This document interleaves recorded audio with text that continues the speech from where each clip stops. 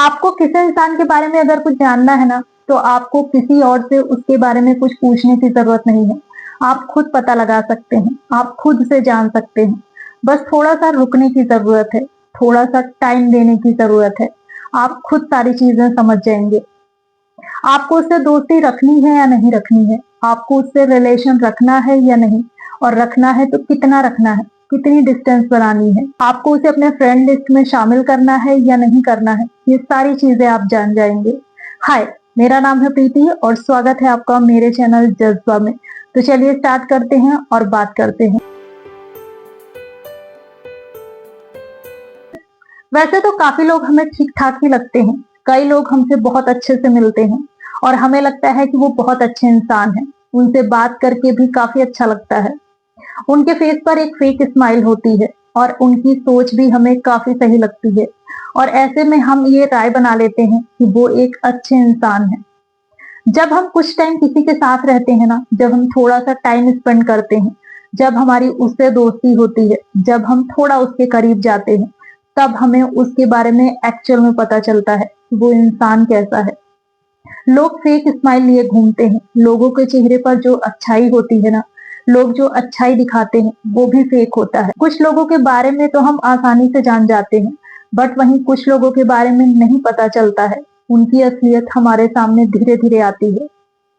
ये आपको एक लेसन भी देता है, इससे आप अलर्ट भी होते हैं, इससे आपको एक्सपीरियंस भी होता है कि आपको ईज़िली किसी को लेकर के भी कोई राय नहीं बनानी है, ईज़िली किसी के ऊपर ट्रस्ट नहीं करना है और सबको अच्छा ही नहीं मानना है। जब बिना किसी रीज़न के ही किसी इंसान का झूठ और उसका बहाना आपको समझ में आ जाए, आपको इसका अंदाज़ा लग जाए, भले ही इसमें कोई नुकसान नहीं है, आपका कुछ भी नुकसान नहीं हो रहा है या बात बहुत छोटी है, तब भी आपको ये समझना है कि इस इंसान को समझने में आपको थोड़ा-सा और वक़्त देना है, जिससे कि आप उसे परख सकें, आप उसकी असलियत को जान सकें।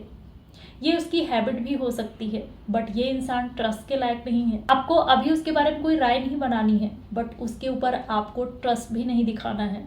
आपको थोड़ा सा टाइम लेना है, जिससे कि आप उसे समझ सके, उसकी असलियत को पहचान सके। जो लोग हमारे स्टेटस के होते हैं, जिन्हें हम अपने बराबर का मानते हैं, या जो हमसे किसी भी तरीके से अच्छी पोजीशन पर होते हैं, रिच होते हैं, ऐसे लोगों को तो हम बहुत वैल्यू देते हैं, हम उनकी बहुत रिस्पेक्ट करते हैं, हम काफ़ी पोलाइट होते हैं उनके साथ। बट हम उनके साथ कैसे रहते हैं जो हमसे थोड़ा सा भी किसी भी मायने में कम है। जैसे कि आपके घर पर काम करने वाला कोई भी हाउस हेल्पर जो कूड़ा या कचरा उठाने आते हैं, उनके साथ आप कैसे बिहेव करते हैं, आप उन्हें कैसा ट्रीटमेंट देते हैं, आप वैल्यू किसे और क्यों दे रहे हैं, ये चीज़ उसी से पता चलता है।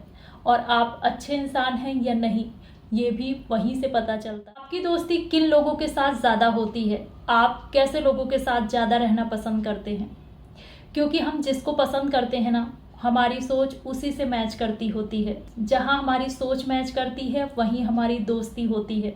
तो आपके फ्रेंड्स को देख करके ही ये चीज़ अंदाज़ा लग जाता है। आपकी ऐसे लोगों से दोस्ती जल्दी और ज़्यादा होती है जो आपसे मैच करते हैं, जिनकी सोच आपके जैसी होती है। तो आपके दोस्तों से ही ये पता चल जाता है कि आप किस टाइप के होंगे। अगर आप थोड़ा सा किसी को बोलने का मौका देना और उसे समझने की कोशिश करें, तो आपको उसके बारे में सब कुछ अंदाज़ा लग जाता है। वो कैसा है, उसकी सोच कैसी है, उसका माइंडसेट कैसा है और उसकी अपब्रिंगिंग कैसी हुई है, ये सारी चीज़ें आपको पता चल जाती हैं।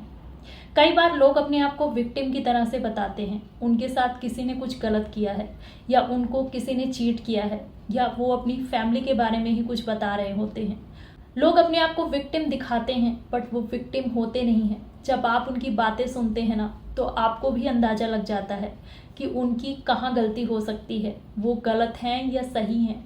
क्या सच में उनके साथ जो चीज़ें हुई हैं वो ऐसे ही हुई हैं? क्या सच में वो इनोसेंट हैं? उनके साथ जो कुछ हुआ है, क्या उसमें उनका कहीं कोई कंट्रीब्यूशन है या नहीं, इसका भी आपको पता चल जाता है। उनके अंदर अहम है या नहीं है, उनकी गलती का आपको अंदाज़ा लग जाता है और उनके दायरे का भी पता चल जाता है। लास्ट थिंग, किसी इंसान को अहमियत ज़्यादा मिल जाए, किसी का रुतबा बढ़ जाए, तो ऐसे में उसका टोन भी बदलने लगता है, उसका बिहेवियर चेंज होने लगता है, उसका नेचर बदल जाता है।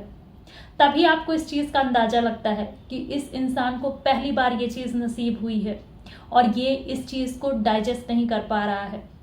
तभी आपके मन में उसके लिए जो इमेज थी ना वो बदल जाती है, एकदम से बदल जाती है। आपको उसके बारे में एक्चुअल पता चलता है कि उसका असली चेहरा कुछ और है, वो असली में कुछ और ही है।